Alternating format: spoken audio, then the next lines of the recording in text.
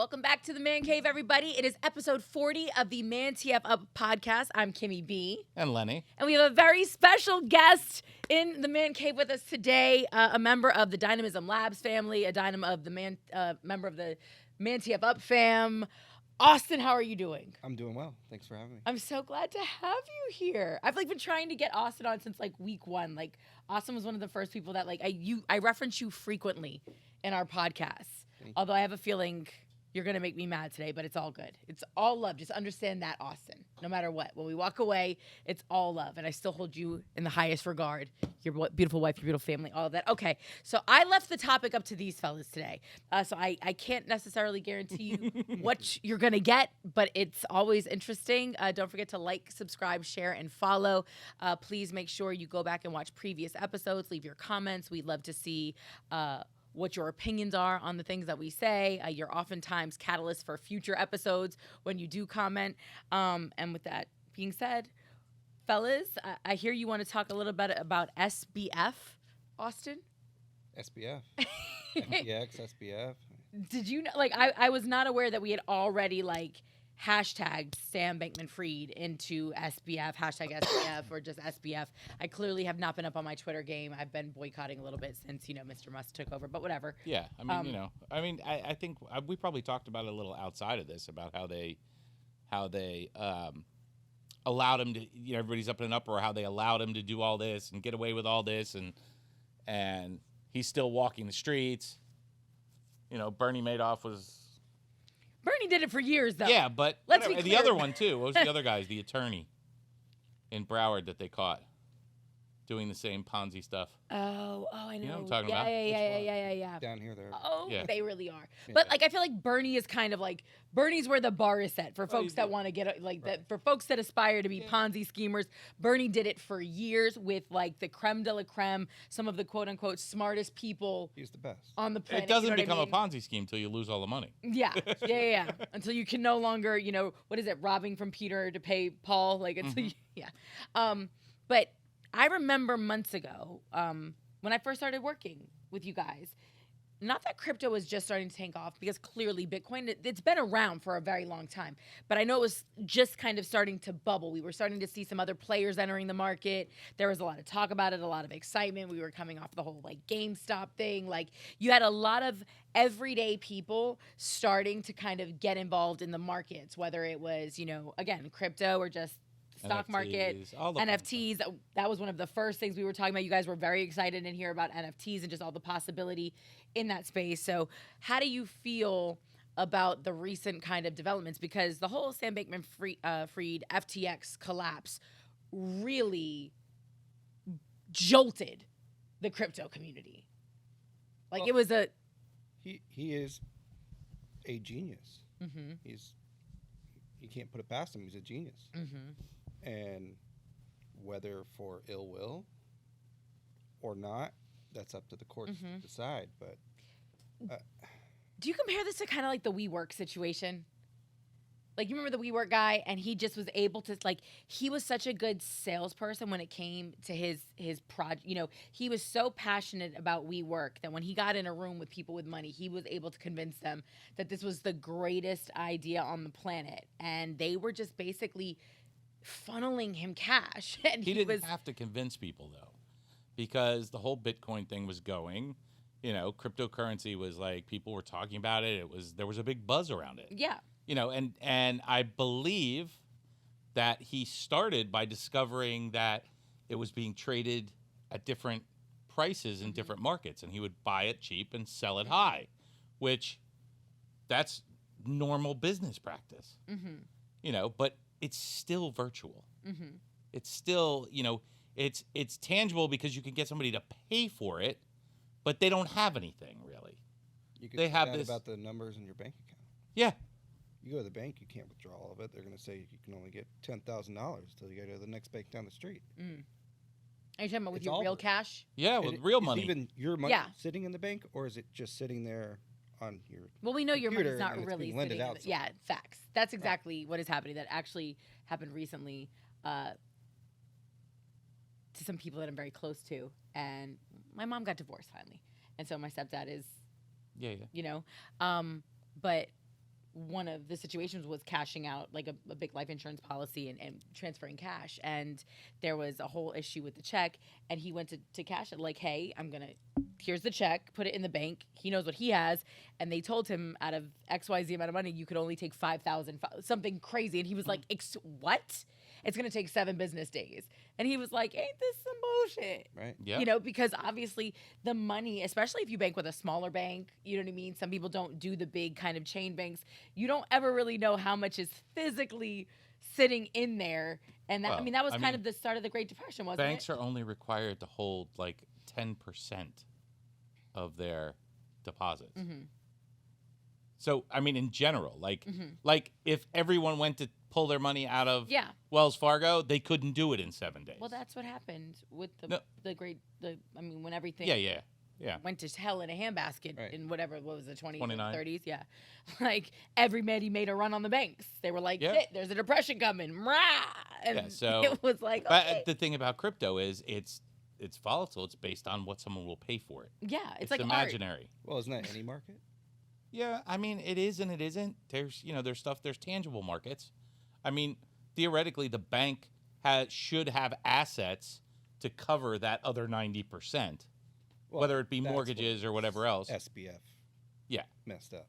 Yeah. So but even in the stock market, though, because you're investing in a company that has resources, that provides a service that, you might be banking on long profits and revenue and things like that.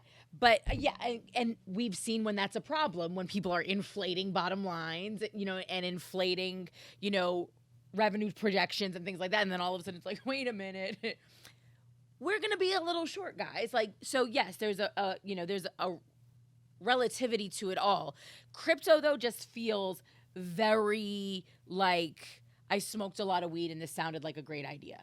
Like, in theory, yes, it's just out there. Like, all I picture is little guys, like, mining in my computer. Like, it's so hard for me to wrap my brain around. As a technology.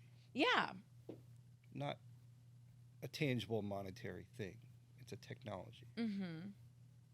That you can communicate between person to person, server to server, computer to computer, without having somebody in between taking a little piece of...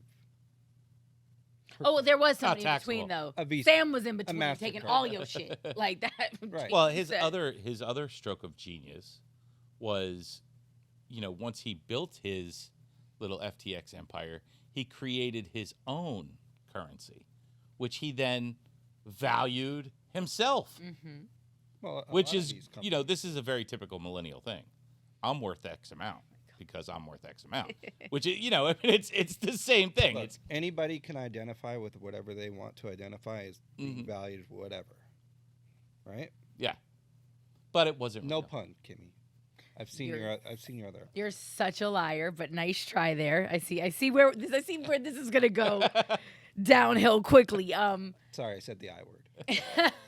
But no, I like I said, the crypto world is not my thing. I can remember literally years ago, a couple of my friends being so into Bitcoin, right? And I know that they've done very well because they were in it when it was like worth when it was nothing. when it was $1 a coin. If you bought it then and you sold it a year ago or 2 years ago, you did great. Yeah, I mean, and yeah, it was a real thing, but it's still imaginary. Well, and it is finite, supposedly. At least Bitcoin is. Like there is a finite amount of Bitcoin to be mined. According to what the people that I've talked to have said. We've thrown plenty of it away because every computer you throw out potentially has Bitcoin on it. Yeah. Well, they have dormant wallets that haven't been active for 10, 15 years. Well, you also started to hear the stories because I interviewed a kid, 25 years old, out of Chicago. His name is Ben, and I can't remember his last name right now. Shame on me. But him, what? I didn't hear that, and I'm not even paying you. No, Lenny, no.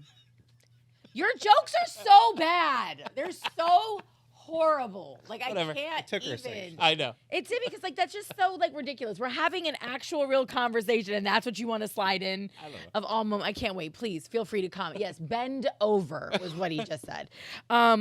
No, but him and his friends created the first ATMs for Bitcoin. 25 years old, 200 employees. It was like a wild conversation. And he said, I had friends in college that were literally sitting in their school computer lounges, like mining Bitcoin using because it can take a lot of power at times. So they were just using all the energy at the school in the computer lab to mine Bitcoin, and now worth millions. You know what I mean? And I was like, what? Huh? Like, you mean while I was doing laundry, I could have been becoming a future millionaire? And he was like, yeah, basically. And I was like, oh, shit. He said, now there's entire farms, and it costs you millions of dollars to mine for this. Same thing that you could literally sit in your computer lab years ago and get for free from your university. Yeah, I think one of the other big things with the virtual currency is nobody can put their hand in it. No country can touch it. It's something that if let run rampant, it could take down the world economy. It's a threat. It's definitely. So why would we want this? Why do you want this? It's people want new technology. But why? But what technology? Bitcoin is not benefiting my life. Crypto is not. How is crypto benefiting my life? I mean, I'm not mad at some of the NFTs. I like the Bored Ape stuff. But how is it benefiting the everyday person aside from giving me something else to sink my money into that could end up potentially being completely fraudulent? Like, I don't understand. The threat of bringing down the global economy does not seem to be worth the Bored Ape NFT. Like, I don't know. I don't know where the equalizer just is understand there. Technology is a ledger. In that ledger, if you record something, it's forever recorded in that ledger that anybody can publicly see. So you don't have a document that's going to go sit at a courthouse. Your document can sit on the ledger and know that it was recorded and that you own that property, whether it's an NFT, digital asset, real estate asset, whatever it is. It is a technology more than it's until like monetary Anonymous asset. comes in and blows out the entire grid, and now you can't access shit, and you're It's not, completely. because every one of those miners owns a piece of that ledger. Yeah, but if you take out the grid, you take out the grid. Like, if I can't access it, I can't access it. It's always always How? accessible. What I'm saying is, if you take down technology, like, this is one of those threats. Is like, if we come in and we literally Terminator. blow out the grid, like there's no banking records, there's no anything. Like, again, how do you ever recover that? Like, if they take out the system, like, If you cash take is out cash the is cash is Or if cash. you Gold lose is your- gold is Or gold. if you lose is your gold. password. Yeah, or if you lose literally, people have lost millions of dollars because they forgot a password. Yeah, Turn off the power, turn off the internet, you won't have it. it's gone. Gone. That's very fucking scary. Excuse Yeah. my language. Sorry.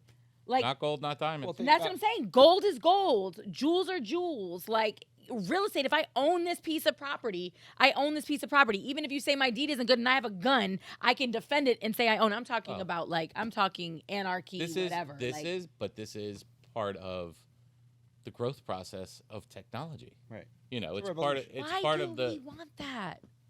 well. I like mean, new technology. I just don't understand this.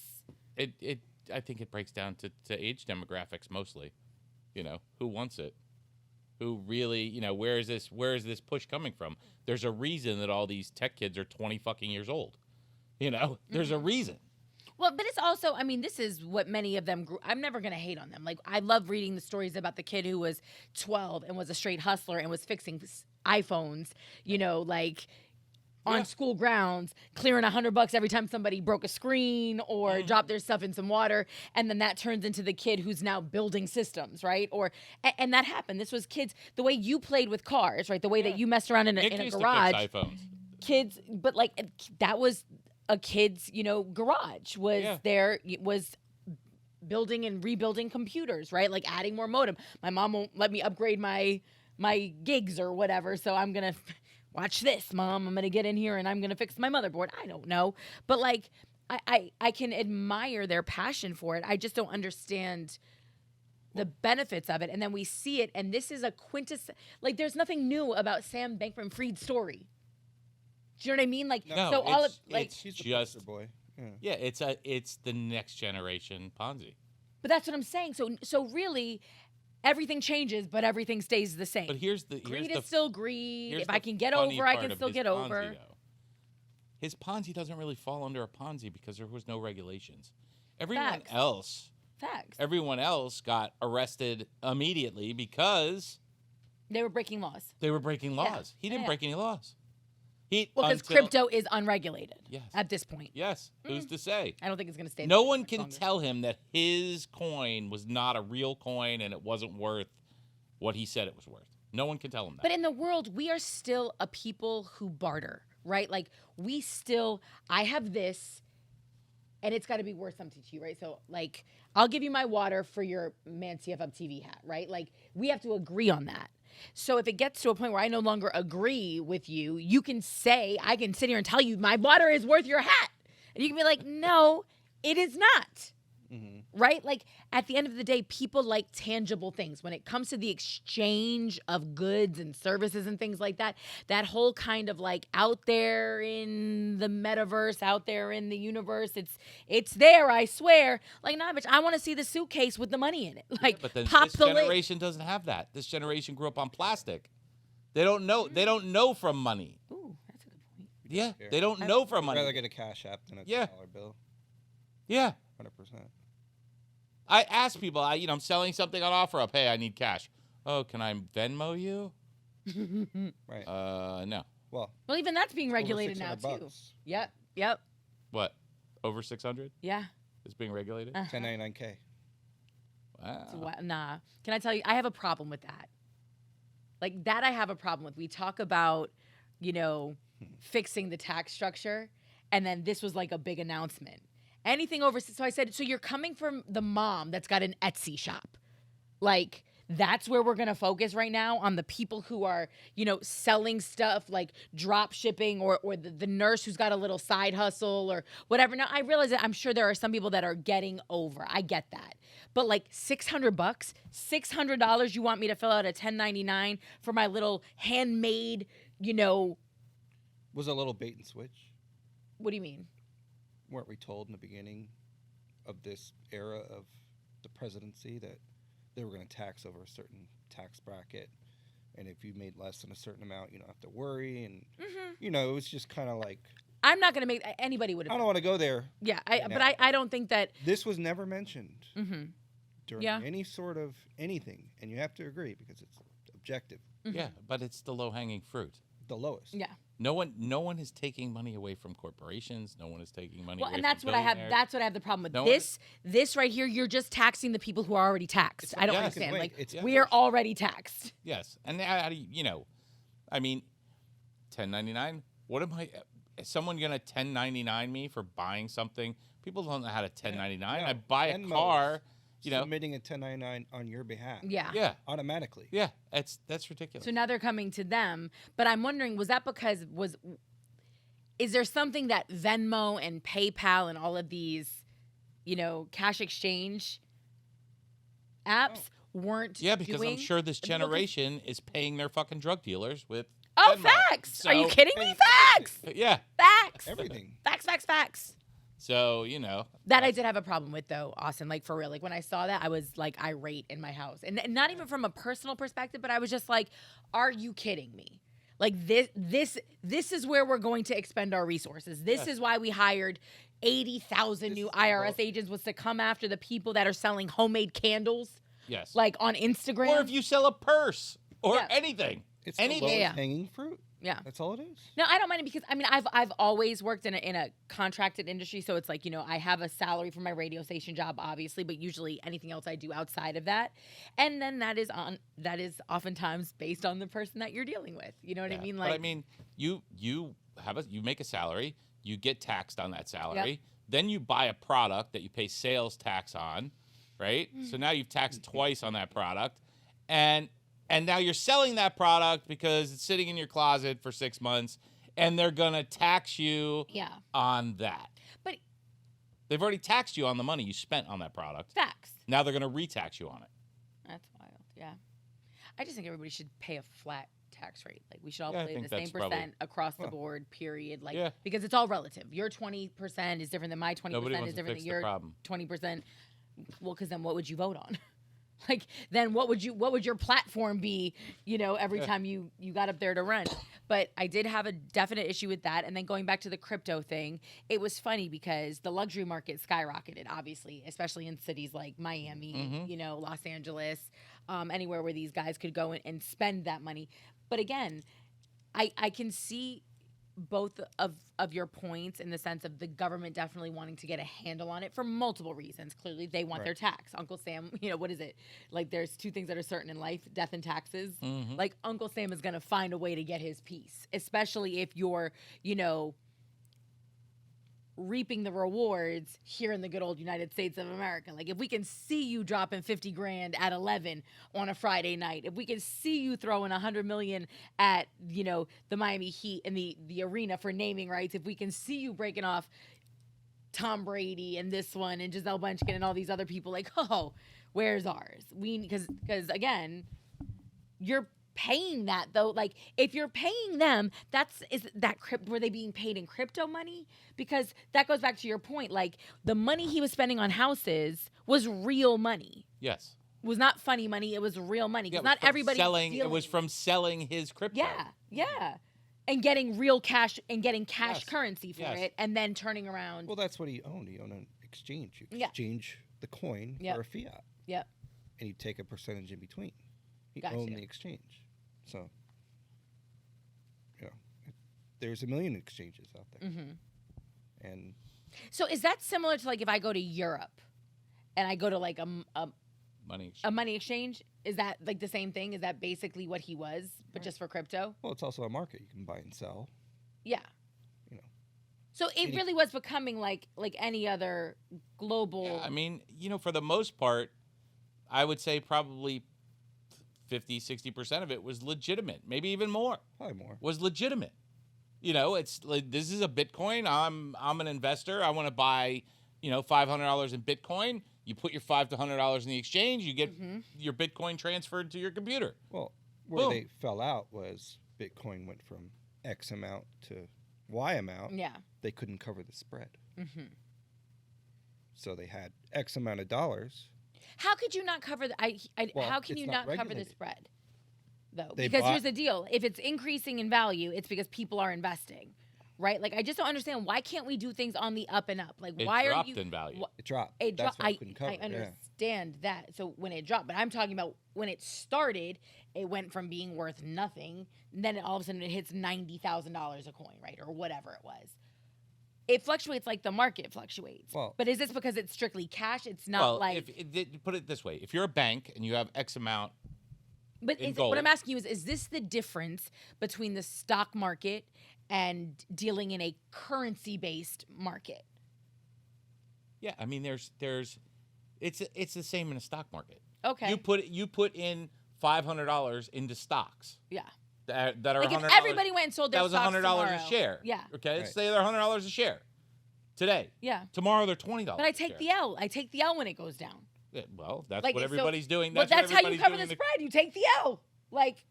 Yeah. The thing where he fucked up is creating his own currency. No, he fucked up when he started stealing people's money. Well, he had a large spending it on shit. That's where business. There was a lot of margin out.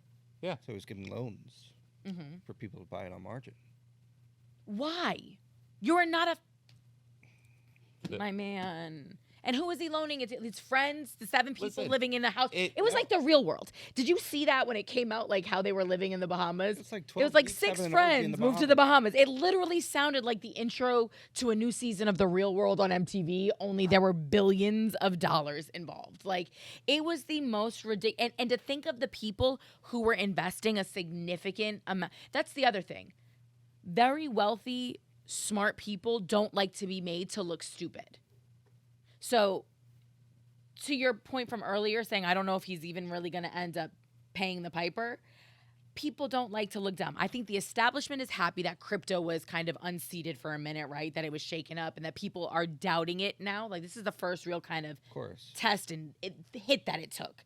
People didn't care if Doge went up to $1 and then drop back. It was because they were having fun with it, right? Mm-hmm. Bitcoin a little bit more serious if you invested later on, but for most people, they were winning. So it was kind of like, okay, I'll take the L. It's very much like investing in the market. But this is like the first, I feel like, real kind of shakeup where it was like, oh yeah, he said it back. Definitely said it back.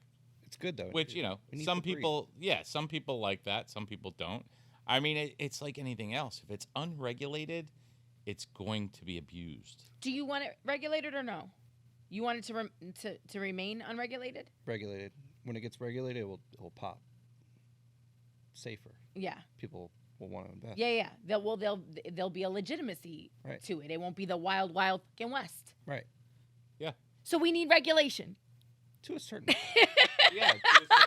To a certain degree, but the problem with regulating it is you have to regulate it around the world, and that's a conversation that's not happening too quickly because Putin's regulation versus the United States regulation versus Well, some the Middle East places aren't regulation. even accepting it as a currency, correct? Yeah, and others are accepting it. Elon was accepting it to buy a Tesla. Mm-hmm. Right. So, at what point? Yeah. Some I people mean, it was probably El got. Salvador's national currency. Well, that says more. Yeah. Like when you can't trace it. I mean, because there's also other like nefarious kind of criminal elements to this too. I knew you were going to go there. Well, is it not? It's untraceable. Blah blah blah. Like could even though I look thought at that it it like was. cash. Yeah, but we all know cash. Like we all know if you watch somebody roll up with a briefcase full of cash in their trunk. Can you trace it? No, but you automatically already assume there's a negative stigma to the person who always walks around. You're mafiosa.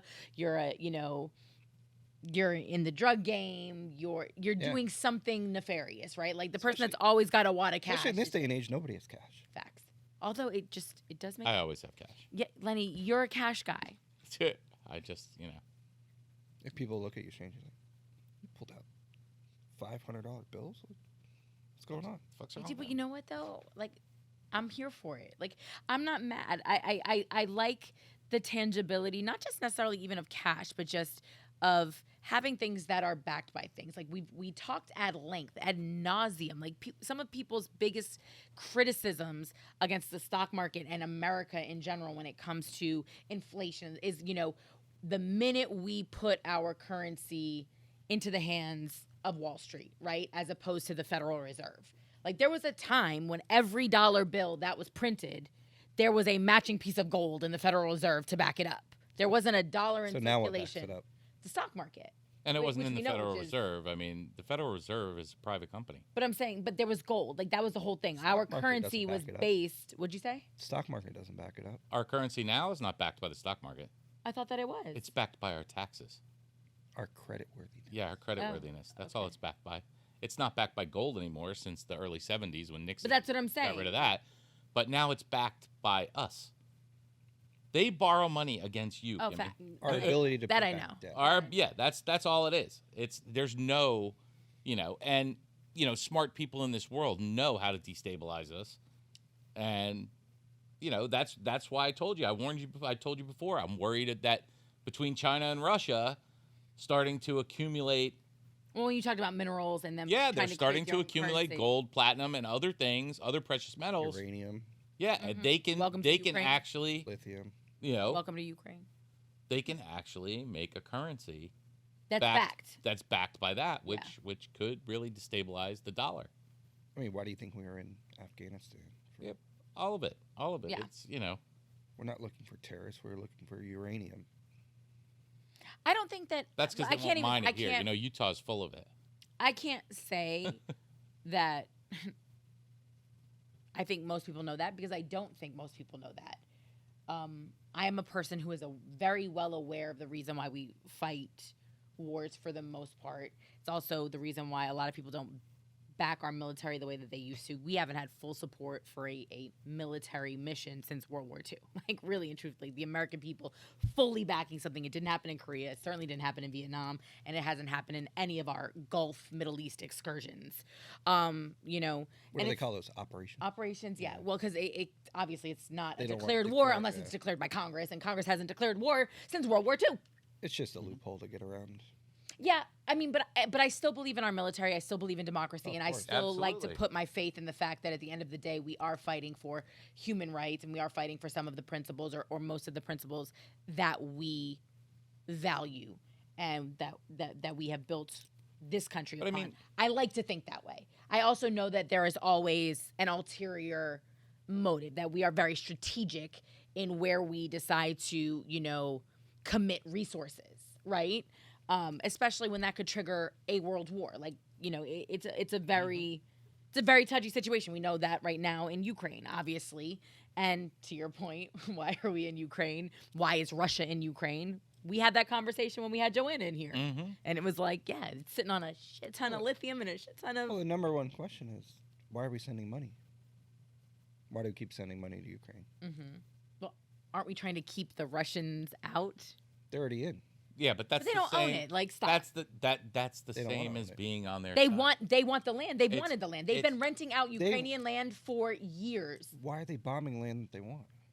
What do they care? What they want is buried miles beneath the surface. I don't know. I think they want the entry points and the strategic points on the map. They do, and they also want what's there. The ports. Like, the ports. yeah, I get that, Oil. but like they also want what's there, and the Chinese want it because they need farmland. I mean, they've been doing that. They've been literally going and leasing up massive swaths of land throughout Eastern Europe, here in the United States. Chinese are everywhere.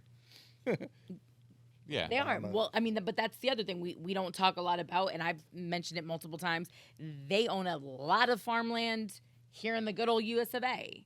And it's unfortunate because we can't subsidize, farming any more than we already do. Oh, and but we could throw them out. we can, but then you still need to, like, the bottom line is money, to your point. So if I'm a farmer and I need the money and I can't pay the taxes because maybe I inherited this farm and then there's an estate, that was one of the if you talk to most of the oh my Farm aid goodness. from the 90s. But also the people in oh my God, cattle farmers and things like that. I remember one guy was like, I don't really care about politics. He said, all I know is I need to go with the person that's going to protect my inheritance. Like, if my dad dies tomorrow, my sister and I will have to sell off a massive portion of this farm that's been in our family for generations just to pay the taxes on it. And then what we have left won't be enough to support both of our families. So one of us will then have to, you know what I mean? Like, so I understand that. But those are all conversations that we need to get better at having. If we understand why people move the way that they move and that it's not, based in greed all the time, that it's often about family, that it is about policy. If we understood policy better, if we understood why people are fighting, it's not fair that your parents die and you all of a sudden get hit with, a 30% tax. Like, that's wild. Yeah. Well, Your parents do there's everything a they $5 can. million. There's a $5 million buffer. I think you get $5 million of an inheritance tax free. Up to $5 million. Yeah, I think that they were trying to change that. Whatever. Yeah, they were trying to make it $1.5 million. Yeah, but like even still, there are plenty of people on Long Island, plenty of people in Miami right now that have had property, right? That bought it when it was nothing, and now it's, tenfold, 20-fold, whatever it was. So it's unfortunate because it doesn't necessarily mean that these people are super wealthy. They're not liquid wealthy. No. So, somebody passes and this is what you have, right? This is what you're banking on. This is going to take care of your family. And the next thing you know, it's like bada boom, bada bing. And if you didn't get any financial literacy, if you weren't taught these things, which most of us aren't, people get blindsided. So many Americans get blindsided by everyday things that the wealthy are very, very aware of. Well, you know what I mean? it's information. Yeah. And as the information age grows, that information is more on an even playing field. Yeah. Your phone, you can figure out anything you want. Yeah. If you knew what to ask. But that's the rhetorical part of the question, right? Right. Knowing what to ask. This is what's causing a lot of this rhetoric. Is, people are learning stuff, bits and pieces of how badly we've been getting fucked Right. over and over, and that's where all this rhetoric is coming from. And is some of it misinformation? Yes. The bottom line is, if you make less than $5 million a year, you're Middle class. against everybody else.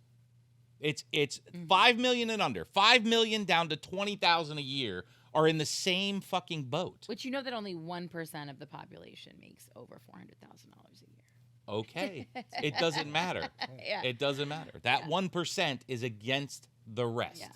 It's just, that 99% is against the rest. Yeah. So it's a shame that people don't realize this and don't educate themselves better and don't, really just learn. It's all about learning. It's not, there's nothing else. The information is out there. And the sooner you learn that, They don't want you to have more than $10,000 in cash on you ever. It's like against the fucking law. But you can't travel with it. You have to declare it too. Yeah. Like if you go out of the country, you it's have to my declare fucking money. Yeah. It's my money. Why do you have to know about it? It's like I paid taxes on it and then I went and withdrew it from the bank. Now it's none of your fucking business. Well, they don't necessarily know if you pay taxes on it. And if I withdraw it from a bank. Yeah, but they don't know where you did. They didn't ask to see your withdrawal slip at the bank airport. Reports it. I get that, what I'm saying. But again, nefarious activity. There was no paying taxes. There was no draw. So if you can just travel across borders with hundreds of thousands of dollars in cash and yell, I took it out of the bank. That's importing. That's bringing it into the country. That's a different story. But if I go to Wells Fargo and take out $20,000, they have no right to know what I'm doing with it. They have to file a form. Yeah, no, they do every time. I fucking cashed a check last week for $20,000. They're like, what do you do for a living? I'm like, I'm a business owner. Every time you take cash out, they track you. Now, why? The money was in the bank. Why? But I declare it on my taxes. It's like, why do you care? I'm honestly asking, why does that stress you out that they ask those questions? Because the laws that are in place so that people can't if something happened to the banks, people are now relying on everybody else. No one could go buy their own shit. If all of a sudden your fucking card doesn't work, where are you fucking eating? How are you getting food? How are you doing this? That's why it matters to me. Because I want to be able to buy shit. But you're able to take the cash. Like, Len, you could go to the bank. Listen. How often can you go to the bank unlimited and take money The last 2.5 years out? are a perfect example of what if something happens? Okay? What if something happens? What if something happens and all of a sudden they say, oh, we're shutting down the banking system for a year? Right. They can do it. Yeah. They just shut down the whole fucking world. But they didn't tell you can't take your money out. But right? if you can't. They didn't shut down Florida. If you can't, but they don't want you to have it on your person. They don't want but you can. They may not want you to, but you can. There's laws about having X amount of currency and X amount of gold. Yeah. There's laws. Okay. Like, but the point is keeping it in your house. Okay. Your yard. Keeping it wherever. Burying it in the mountain. I'm just saying, like, I mean, I get it, Len. But at the end of the day, I don't think anything is stopping you from making sure you can provide for your family. Like, I know you, Len. Yeah, so with all of their laws and everything else. That's why I have my guns. You have your guns and you also have your cash. I mean, it is what it is. I mean, Austin, do you feel the same way? Is that why you don't like the regulation? Like, is that it? Or is it that you're a privacy person? Privacy. Do you understand what I'm saying? Like, I always wonder why people are so, like, it's like the people who are mad about tapping your phone. I'm like, I don't do anything criminal. So it's like, I'm kind of just like, if you're not doing anything bad, now do I want, the government to know I'm having an affair? I don't know. Probably not. Especially if J. Edgar Hoover was still in the FBI. No, I'm giving you an example. Oh. I'm giving you an example. It sounded like you're speaking from experience. Just saying. Every once in a while, I have to reset. These are the things that get people's attention. That's what got you focused on the conversation. No, I'm not having an affair. But at the end of the day, like, not that I don't care, but if it stops a terrorist, if it catches somebody, I'm not that apropos, I guess. I don't know. But, I mean, have you read the Patriot Act? Yeah, I mean, it's wild. It was only supposed to last a few years. It's now 21 years later. And we still have a Patriot Act. It's, well, why do you need to know my conversation? Why do you have the rights to listen to everything I say? And the thing is, I guess when I say it, it's coming from a place of naivete. And I say that because we saw what happened during, McCarthyism, we saw when they came for folks that they just labeled communists, and it was kind of like a modern day version of the witch trials, parading people through Washington. They were all brought before the Senate committee. Some people were blacklisted. Some people were kicked out of the country. So I realized that it can go south very quickly, right? And again, we've kind of seen that in the last couple of years. So if they're monitoring, your conversations, they're watching your podcast, like that's one to keep our eye on. I tell you, I said, I don't need to watch the rest of The Handmaid's Tale because I feel like we're living in it. You know what I mean? So all they'd have to do is go back and watch some of these episodes to be like, she's going to be a handmaiden. Get her a hood and teach her how to stay under his eye because she was clearly pro-choice and, you know what I mean? Like everything else. And those are some of the things that they'll use against you. But then again, it's funny. We're so concerned about privacy, but then we share everything on social media. We don't have privacy. But that's my point. Like, we carry these things around with us everywhere, and they're walking spy machines. Yes. But... So you're mad about cash, yet you carry this device with you everywhere. Yeah, but you can turn your location off. You can allow... The only way to really is to literally not have it. You can't. Like, Correct. you have to take it... You're on camera 200 times a day. Right? They just turns it on, right? No. Is that the deal? You walk out your door, every stoplight, CCTV. your CVS, Yep. every mall, Yep. every gas station, you're on camera, on average, 200 times a day.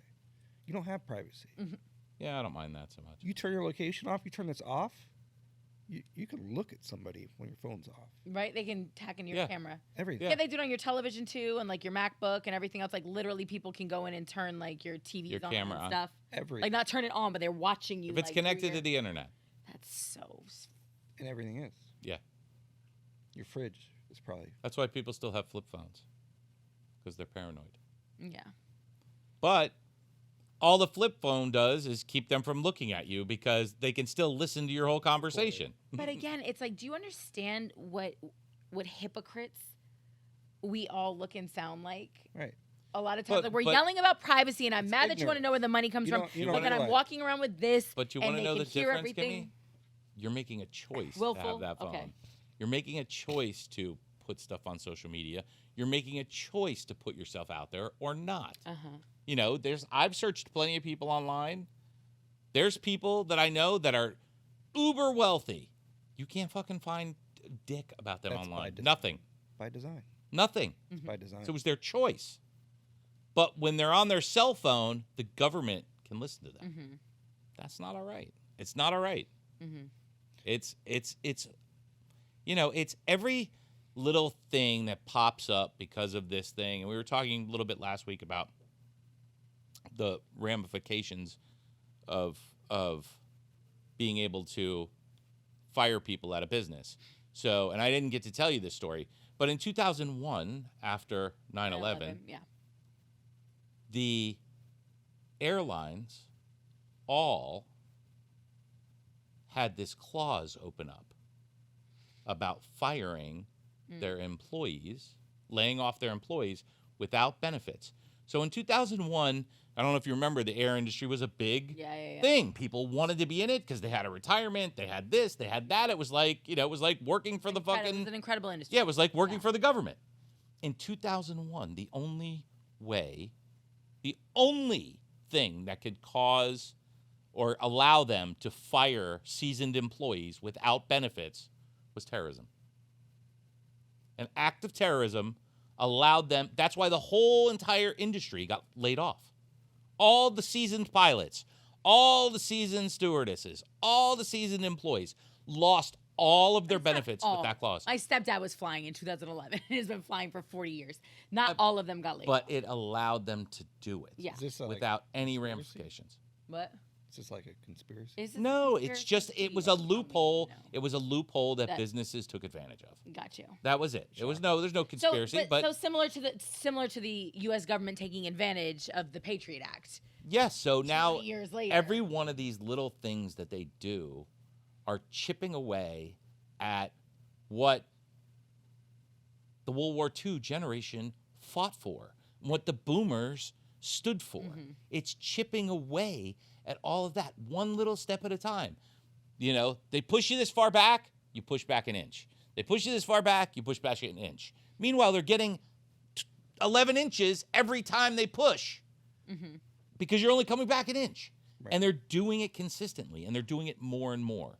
They're doing it with, the whole Do you think that, or The do you whole think we just EV have craze. access to more information at this point? Like, it always reminds me, like, there's certain things, like, we watch spy movies, we watch Mission Impossible, we watch all of this stuff, and, like, I feel like we've known for a long time that covert things happen, right? Like, I mean, Of course. shit, we're 90 miles away from Cuba, right? Yeah. How many attempts did they make on I Castro's have no life, right? problem. Some things we don't need to know. As Yeah. Americans, if it's going to protect us, if it's going to help us sleep safely at night, if it's going to help you go to bed and know that your babies don't have to worry about some nuke coming over, like, do it. Do it. I don't need to know about it. I don't need to be the moral Yeah. authority on all the decisions that our government makes. But Correct. now we know so much and we have access to so much. And some of that they release to us. Like after a certain amount of years, don't things become, Yes. some things become declassified. Yes. They become public. Yeah, it's like part of the public what, record. information 50 Act. years, 40 years, Right. something like that. Freedom of So now information. here it is, and now it's easier to find. You don't have to go to Washington and go digging through the National Archives to find it. You can literally Google it. The minute it's released, it's out. Like we got the JFK transcripts, right?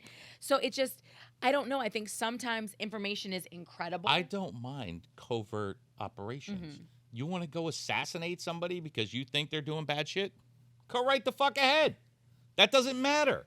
That's not the important things. The things that bother me are the things they're taking away from us personally. The fact that they're coming into our houses and listening to us. You know, if Google is listening to us or Amazon is listening to us or whatever, that's our choice because we're allowing them in. The government is coming in without our option. See, the government's a different thing than private business. If Google wants to listen to us so they know to sell us, you know, certain kinds of toilet paper, great.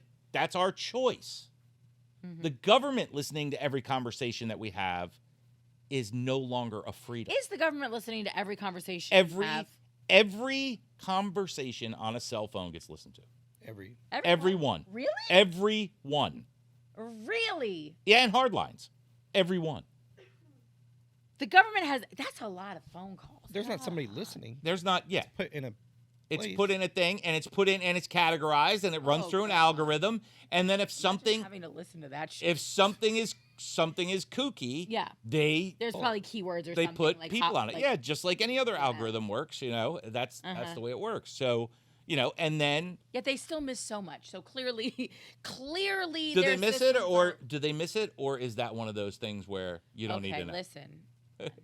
I'm just saying. No, I don't. I mean, I'm saying when I think about mass shootings, if that's the case, these kids have had these conversations. They're tweeting No, about absolutely. things. They're talking about things. So clearly some shit is slipping through the cracks. If you're going to use it properly. Yeah. If you're going to listen in, Yes. catch that shit before it happens and we lose Yes. babies. You know what I'm Yes. saying? Like, again, I'm here for it if it's going to save lives, if it's going to better our existence while on this planet, like that is what it is. But if the bad shit is still happening, now we need to come back to the table and have a conversation. I agree. Yeah. Do you know what I'm saying? So I guess that's It's just what I it's had being no idea. used for is really the Yeah, question. facts. You know, if you said to me, "Hey, we're going to listen to every phone conversation so that we can cut down on crime, local crimes, you know, Yeah. hate crimes, any kind of crimes," and you effectively do it, that's a different story. Mm-hmm. You know, but that's not what they use it for. They use it to keep us suppressed, to keep us our little bit of freedoms away from Lenny, us. do you feel suppressed? Sometimes I do. Ew. Did you hear how that just came out? Sometimes I do. Please. That was the best thing I've ever heard on this podcast. Austin, do you feel suppressed? No, High five, Austin. that's my choice. I don't mean that like in a high five way. Like I'm surprised because Austin amazes me. I told you, I feel like Austin is an enigma. Like, is this a guy who believes in therapy? We've had this conversation. Like, you're for it, but then like he says some other shit, and I'm just like, where did that come from? Well, it's part of Yeah, being in the I mean, middle. There you go. Okay, click, clack. Suppressed. You know, I have the freedom to do what I want to I was do like, I for was the gonna say, most you're part. literally Yes. sitting here and just Yes. Am I nervous that things are changing too rapidly? Do I see through the smoke screens that come up very quickly? I mean, anyone who's been with me over the last couple of years knows I'm like, this is a bunch of fucking bullshit, you know? And it was, and it still is, and it's still being perpetuated. Whatever. But day one, I said it, and I'll stand by it. it's about control. Do I want to give up any more control over my freedoms? Because we've never lived in a free country. Okay? When you register a Social Security number, you are an employee of the Republic. Period. Mm-hmm. You're an employee of the Republic. It used to say that on your Social Security card. Mm-hmm. You're employed by the whatever it is, whatever the name of the corporation is. So that's you're giving up a freedom right there. Okay? I'm going to pay taxes. I'm going to agree to pay taxes. Good. There are people that die to have one of those Social Security cards. Yeah, it's great. Yeah. There's a solution for that. Put them in the Army.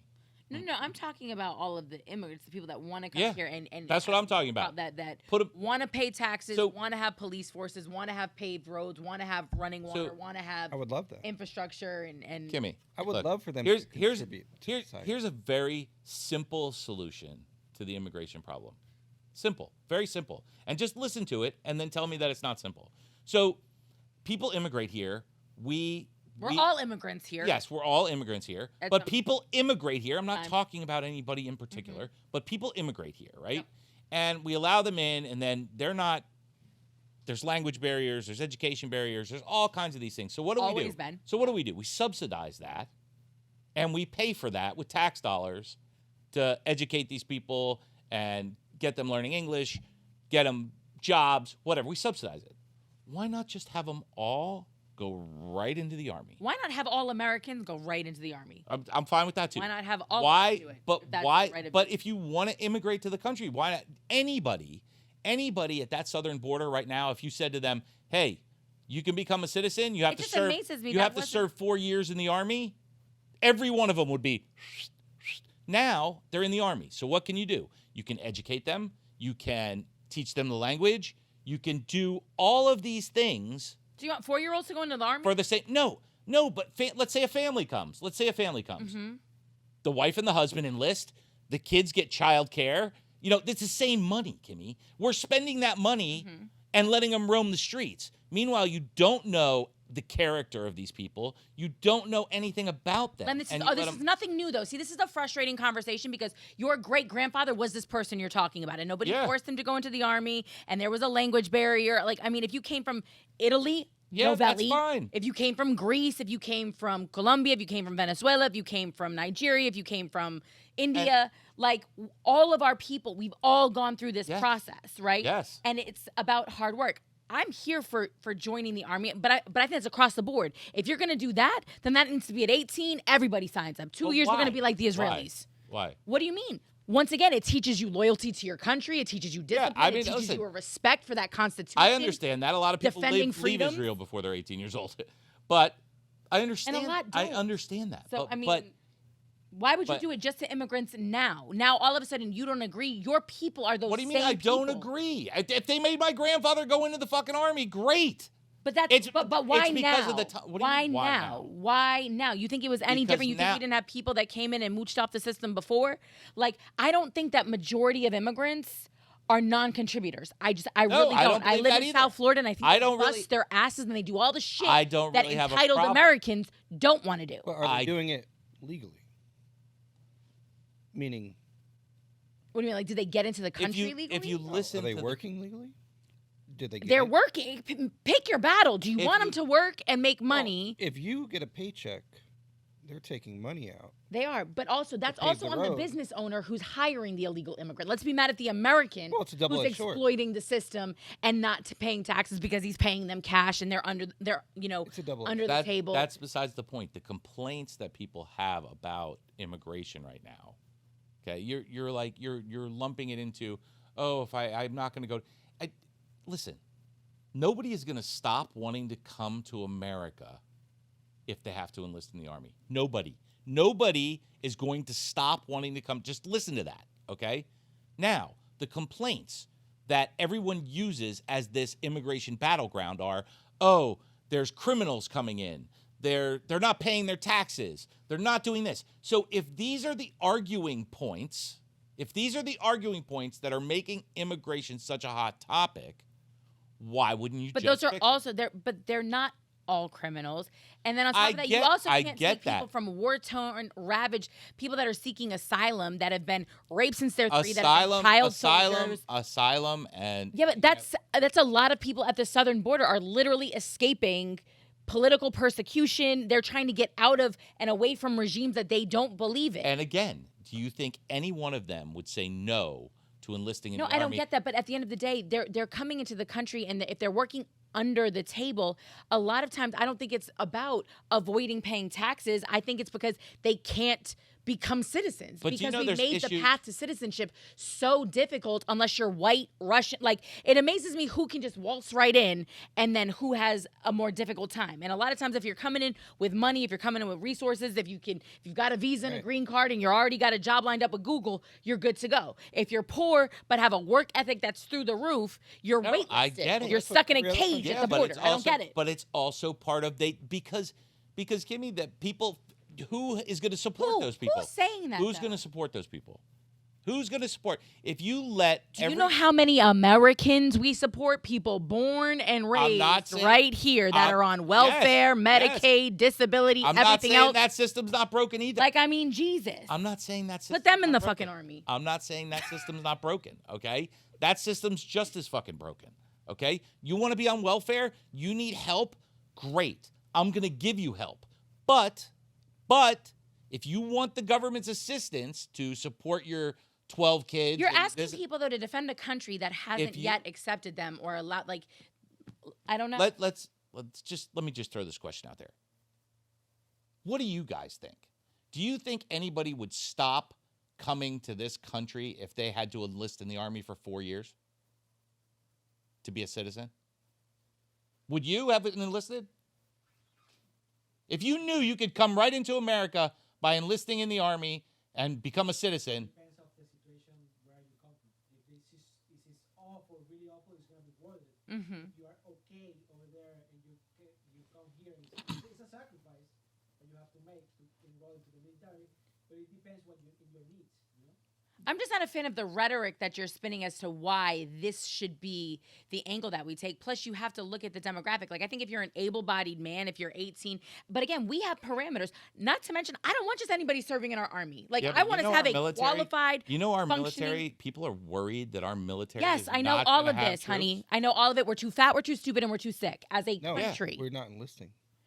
And we're not And we're enlisted. also, That's but besides yeah, the but point. worse, Low we're too rate. fat, Yes. we're too stupid, and we are too They sick. have to have a pre-boot camp now to get people up because they were having this problem. But we also don't take care of our vets properly. Like, there's so many Yes, problems yes. with this. So it's like we've had long conversations about that, and I have no problem putting people into the system, but even that system is broke, and it should be an honor to serve in our military. And I don't mean that it's not, but I'm saying, like, when you think about all of the opportunities, first of all, it's 20 years if you're a lifetime, if you commit full time. Yeah. You're 40. You enlist at 18, you come out at 38, you have literally the whole second half of your life to do kind of whatever you want. And you've probably gotten some of the best training depending on the field that you studied or what you went into, whether it's tech, if it's, engineering, blah, blah, because you can do all of the things. You can get an education. You can go to a military academy prior to, if you're really lucky, you know what I'm saying, and get one of the best There is educations. There is no honor? no honor. No, Because why? because our new generations don't Don't see it. see it. They don't like our country. There's a negative sentiment about being American. We completely, like, that's just There such is a no gross why do you- generalization. But why do you think the enlistment rate is so low? There's no honor to serve for They your also country. don't necessarily, but again, the country as a whole has not supported, and that's people on both sides of the aisle have not supported most of our military endeavors literally since World War II. So when you're joining an army, But right? This is the lowest rate of this new generation in the last 8-10 years. Yeah, because have you heard the stories that these guys are coming back with that served in Afghanistan? They're like, we got over there, people that joined after 9/11 that were super gung-ho, I want to defend my country, and they got over there, and it was just a shit show. Like there was no rhyme, no reason, no Couldn't be any worse purpose, than no. World War II and one and No, World War II had a Vietnam and- definitive purpose. There was a definitive I purpose. You get were the saving the purpose. fucking Yes, world. the purpose is a different story. I mean, Shooting kids that's- with rocket launchers, yes. like that's difficult. It's the same problem that we experienced in Vietnam when you had to go in and it was like the Ho Chi Minh Trail, and next thing you know, you're literally burning village. Like that fucks people up. So is that why? I think that there's a negative connotation to the wars that we fight. I don't think the work that we do, and I wish that we would expand that a little bit, like the Army Corps of Engineers. Like I think that in So terms who of picks- infrastructure, it'd be nice if our Army, when in who downtime, picks our battles? what? Who picks our battles? You know. Well, Isn't that's that- us, but we don't force our representatives to do the things that we want. Like I think you made the best point ever when you said, like literally, the country is reliant on us. It's relying on us working and paying our taxes. If that doesn't empower you to get up and exercise your right to vote and to hold your elected officials accountable, they work for literally. That Social Security card may say employee of the Republic, but they work for fucking you. If we don't Yeah. work, they don't have money, they Yeah, don't have they're jobs. employees of the Republic also. You know what I'm saying? But the country runs on our backs. So it literally is our country. Even more reason to pay your fucking taxes, because that just makes me feel emboldened, right? I'm like, I'm gonna take my tax return to City Hall and be like, bitch, fix the fucking potholes on my street. Yeah. But I'm sorry, this is like, I'm reading, but do you understand? Like, that's just empowering to me. Like, but I don't know how we drill that fact home that this is Do you want- our country. that this is again why our podcast is here, the middle ground. See, you're sitting there and you understand that this is 100%, but people will say, "Oh, Kimmy's way over there. I can't listen to her. She's talking crazy. Oh, Lenny's way over there. I can't listen to Yeah. him. He's talking crazy." It's that division that's been driven into this country that they're relying on. They don't want us to realize that we have the power. They don't want us to have the power. Right. They don't want the Indians to have an uprising. They don't want it. You know, the Boston Tea Party was Yeah. because of taxes, right? Yeah. That's what it was about. We this country was created because of overtaxation by, Without representation. there you go. And now we have taxation without any of it. No, we have representation. They just don't represent us. No, they represent Properly. they represent themselves. They represent their Yeah. pockets. They represent their families. They don't represent the people of the United States. And the people of the United States can't clearly understand that the 1% or that the 99% of us are still on the same side. Yeah. When it comes right down to it, we're all on the same side. And until everybody starts talking to each other and listening to each other, you know, the last 2.5 years was a clear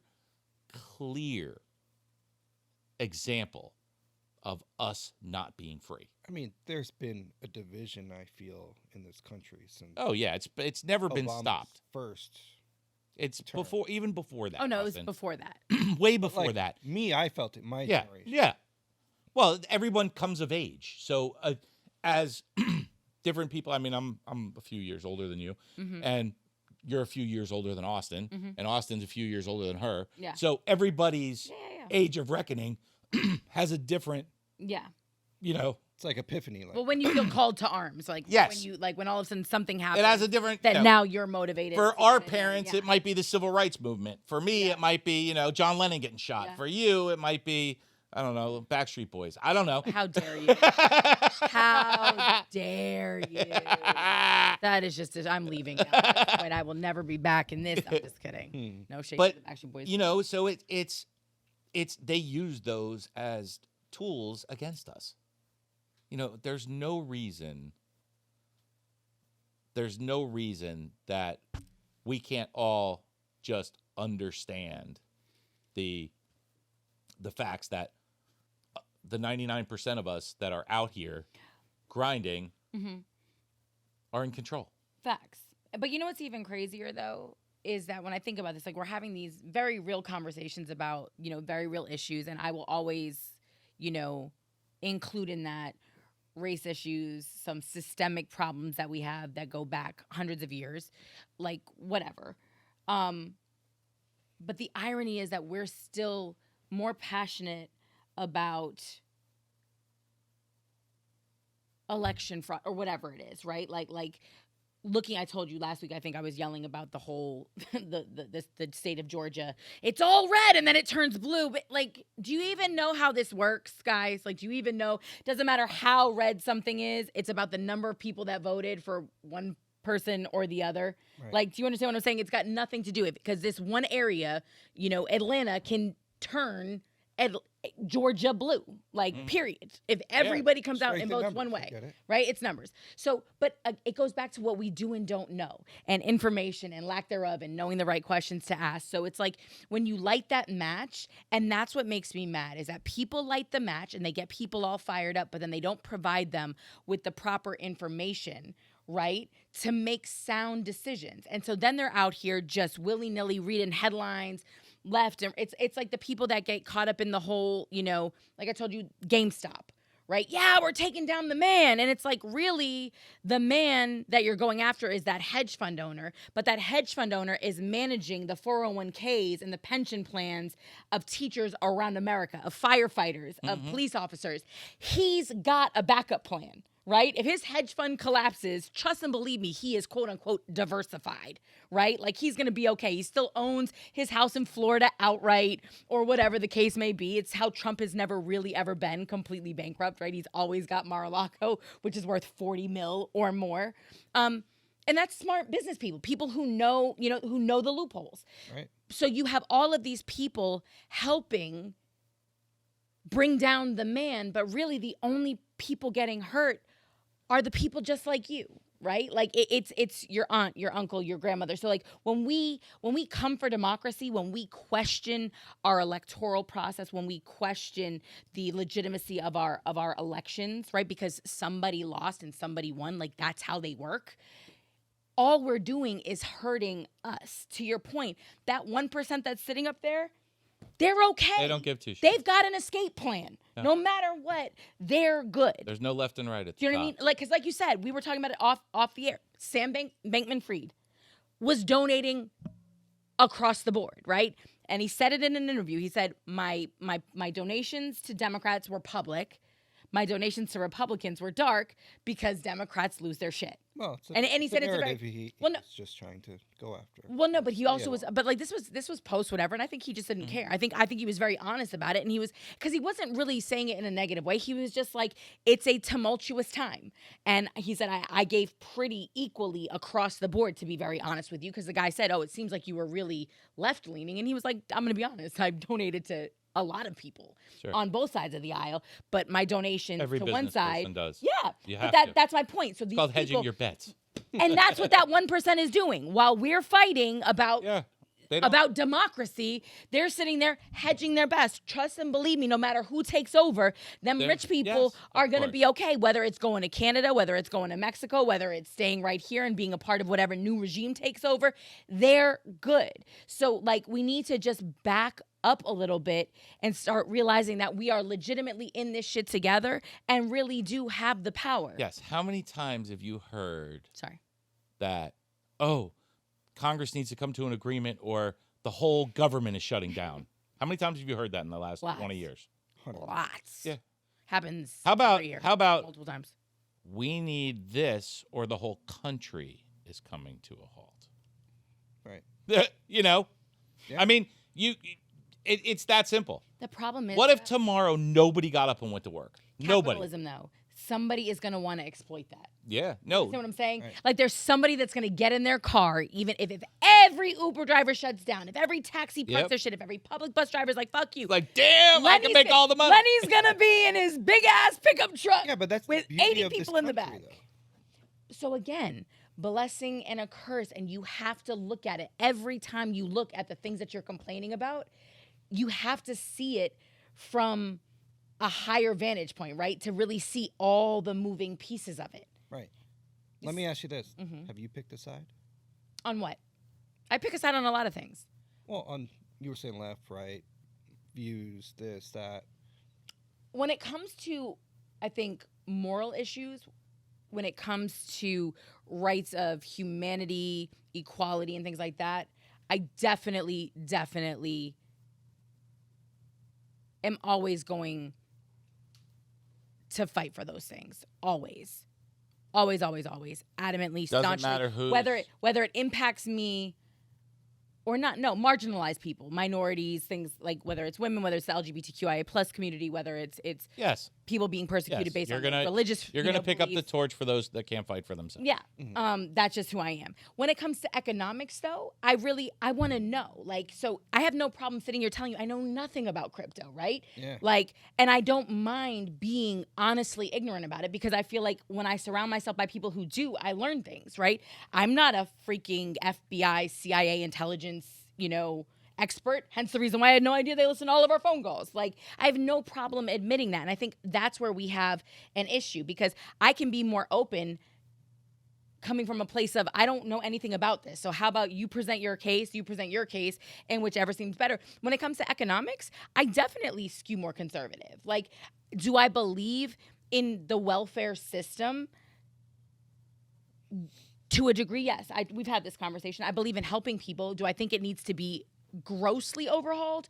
For sure. Do I think that there need to be limitations put in place? Do I think that we need to really be investing in our workforce and making sure that people can play a viable role, especially if we're footing the bill on it? For sure. Do I think that you should be able to continue having children if you're on government subsidy? No, I don't. I don't think if you can't afford to take care of the children that you have right now, you should not be able to pop out more kids and get more money. More money, yeah. Like, no, I don't agree with that. I think that that's crazy. Yeah, I mean, that's again, a system that can be fixed. It could be fixed by, very simply, putting rules in place.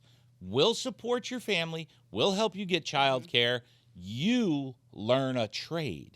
You get educated. facts. You get a job. We'll help you. But you do this, and it's got to be checked and balanced. I mean, it's people.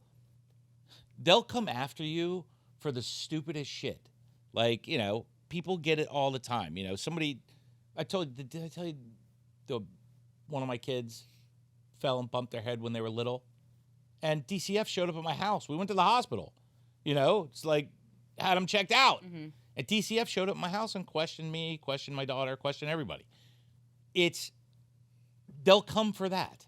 Yet that child's in a perfectly loving, nurturing Yes. home. And then they'll lose another child for 3 years, and that baby is gone, dead, kidnapped, whatever. Yes. Do you understand? Yes. That's wild to me. Like, Yes. you have a child that is clearly being cared for. And I mean, they showed up at the house within That's wild. 4 or 5 hours of us going to the hospital. And again, those people are grossly overworked. It's an underserved system. Like, you look at our foster care system. We needed 480,000 new facts. agents regulating The who's foster getting care their welfare checks. Right. Well, not to mention, you have people also exploiting Yeah. children who have been exploited, right? You have the foster care system. You Mm-hmm. have foster parents out here bringing children into, inappropriate facilities, unsafe, surroundings, just to get an additional check, additional we check. need to tax your Venmo. Your $600 Etsy payment. Yeah. Like, it's wild. But again, if you're not having the conversations and you're just mad because George is red, how did it go blue? You know what I'm saying? Like that. Like, Why is there even a red and a blue? that's a very good point. Why is there a red? Why do you have and to blue? pick a side? Well, because Why? you don't. You can be an independent. Yeah, but independents go nowhere in this country. Well, Why we're are at big two. cities blue? What? Why are Because like they predominantly vote why? Democrat, and Democrats got to pick the blue tie. I don't know. Is it because that they pander to that socioeconomic? Why do we have to call it pandering, though? That sounds extremely. Because it's votes. Because that's what it is. When you put money into politics, they take that money and they pander. I get it, but they an can also audience. be doing. They say we're going to do this, things this, and with it, this, but I and they can't don't do deal. it. At the end of the day, it's They say still we're not on gonna us change to the hold them taxes. We're gonna- accountable. And what happens is we elect people, and then we take our hands off the wheel. We put it in. Yes. We're all driving Teslas. Yes. The American political But system is a Tesla. here's the thing. And every once in a Here's while, the it thing. crashes into a We wall, have an even though it incumbent. shouldn't. We have an incumbent next year, let's say, during the election. We have an incumbent. That incumbent came in and said, "I'm not going to change this. We're going after the rich. We're going to take the taxes from the rich." Mm-hmm. They don't do that. They do the opposite. Mm-hmm. But they're the incumbent. and they're blue. And you're predominantly vote blue your whole life, right? Mm-hmm. Next is somebody who's red, and they say the same fucking thing that blue person said 4 years before. Mm-hmm. You're going to vote blue. Well, That guy didn't do what he said. I got a better one. They voted a dead person in to the Senate in Pennsylvania, and the person that was running against him was another Democrat. Was like, I'm the only person still alive running in this running in this election. Voted right in now. a halfway dead president. She was tweeting it, tweeting it left and right. And listen, other guy was trash. He was an embarrassment. Austin, how long have we been doing this? It's about time. Like, it's on the board. Like, you want to talk about an embarrassment? Listen to me. We had 2 trash contestants, if you want to take it there. Yes, and it was the lesser of 2 evils, and that's what we're dealing with. So I'm going to leave it at that. But, like, yes, are we, like, do we just, people, they've intentionally, it happened in another election years ago where there was a person who had, been in the Senate for 20 years, and the person passed away, and they found somebody with their same name, like, or a similar name, and that person ran and was elected just off of name recognition alone. Or like they'll tap people to step into politics because your last name is Kennedy, no relation whatsoever, but the Kennedy name is just well known. And if I go into a ballot box and I'm just like, hey, I know that name, and like you said, if I always just vote my party, like I read, like if I'm voting for, first of all, I pay more attention to the judges than to anything. I think we should vote on every senator in the U.S. Senate. I don't think that should be a state-by-state thing because the decisions I think we should vote on Supreme Court. That would be incredible. I mean, there's no reason we shouldn't. I will let them nominate them, but then we should get to vote. Yeah. Yeah. Like, I don't nominate go 3 through people. Go through the nomination process. Yeah, nominate 3 people, and then we'll pick. And then give it to the people, for sure. But I think that the Senate and the Supreme Court, our judiciary in general, people have no idea the amount of power. Between the Senate and the judiciary, the president is not, that's the other thing. Y'all mad about who sits in the White House, 1600 Pennsylvania Avenue. It doesn't matter. They have the least amount of power out of anybody in our government. They're trying to read off a teleprompter. That's it. And the people say, I will promise you this. Ted Kennedy had more power as a senator than his brother JFK ever had as the president of the United States. I could give you that. Because he was a senator for fucking 100%. That is political capital. Joe Biden would probably be more effective right now serving in the Senate. And he killed his girlfriend first. Facts! Chapa Quiddick! Chapa freaking Quiddick, and still served. And nobody knows, that's a forgotten piece of history. Not to people from Massachusetts. Of course not to people from Massachusetts, but, We know all about the Kennedys. They're actually, bro, their entire story is wild. Like, I highly recommend, just for entertainment purposes, read a book, like read a biography on the Kennedy family. It is wild, the amount of crazy things that family. Well, oh, you mean Joe? Mafia type. Yeah. Well, no, he's Irish. Yeah. Joe was. Bootlegging and everything else, and everything. No, so, but I'm just saying, like, when we talk about the Senate, like what Ted Cruz does, what Mitch McConnell does, that affects all of us. So while the people of Kentucky or the people of Texas or wherever are voting on these individuals, that affects all of us, right? Like the House, there's enough of them. Like, you can leave that to Florida, but I think we should all vote on the Senate. And I don't think that they should be 6 years. The House has to run every freaking 2. The entire House is up every 2 years. Congress should too. Mm-hmm. Yeah, there should be term limits. Yeah, 100%. We don't need Pelosi in there for 20 years. I mean, we don't need any of them in there. Because so they're generationed out.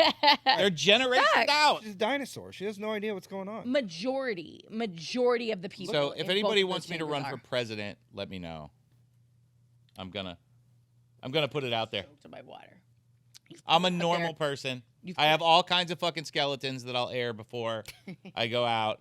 You'll hear about everything. About how it'll be a clean fucking slate. But if you want change, I'm there. Term limits. Oh my God. Do you remember how shocking it was when we found out Clinton smoked but he didn't inhale? Remember that whole I thought it was debacle? I know, just Monica like he never got a blowjob. I thought it was Monica that didn't Did inhale. he finally admit that? Oh my God, What was the famous line? I never had sexual. But guess what? We had a $3 trillion surplus when he left office. He claims he didn't fuck her, so $3 trillion surplus when he left office. Yes, absolutely. Who? Clinton.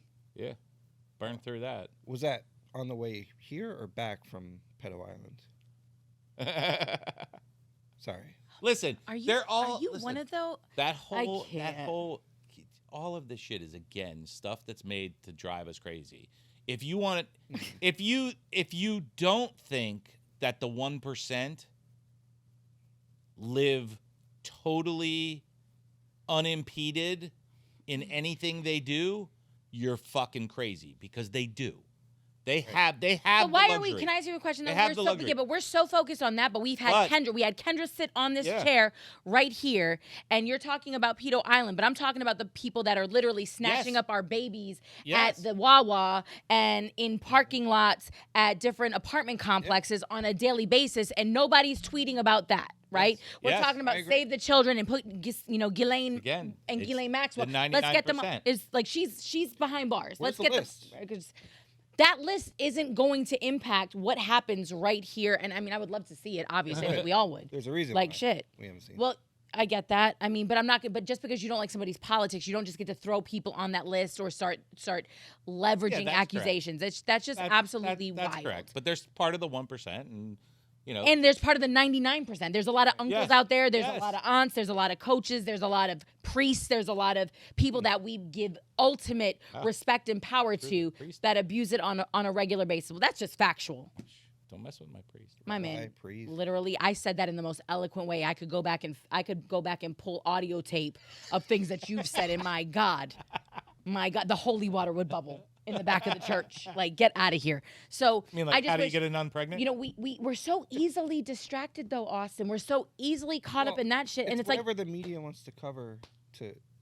But then, steer, but we know that this exists. We know that this exists. We've had these people here, but yet we still, that's what we're talking about on the podcast. But it's like we've had somebody sit here that trafficking happened to, right? Yeah. And she shared her story, and she's out here fighting real people that are not 1%ers every single day. And she's teaming up with everyday people that are in this fight. We had the other guy, remember, that was in Miramar or Pembroke Pines that finally got his daughter back after a year that she had been sharing. Like, this is very real shit, people, and it's got nothing to do with Boeing 757s flying to private islands. You know what I mean? That may have been a portion of it, and I know it makes for great docuseries on Netflix and Hulu and binging, but the shit happens on a daily basis. Trafficking is literally one of the world's worst, most egregious atrocities committed against humanity, whether it's employment, I don't want to say, Listen, but you know what I'm talking about.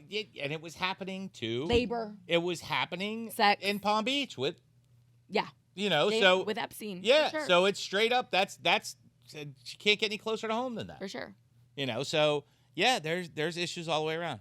But again, that wasn't necessarily money for even president. him going out or those other women. That was young girls then going out and grooming their friends, right? So again, why those conversations are so important, why information is so important, why being able to have the dialogue is so important. Because if you're waiting for the big, rich, old white man to come, walking up to your school and be like, hey, get in my Bentley and let me take you to my mansion, that's not it. It's, it's the guy pretending to be, super into you on TikTok or on Twitter or like making the inappropriate comment. Snatching you from the gas station. Do you know what I'm saying? Or the girl in your apartment complex that's 19 or 20 that befriends your 14 or 50-year-old latchkey kid because you're working 2 jobs.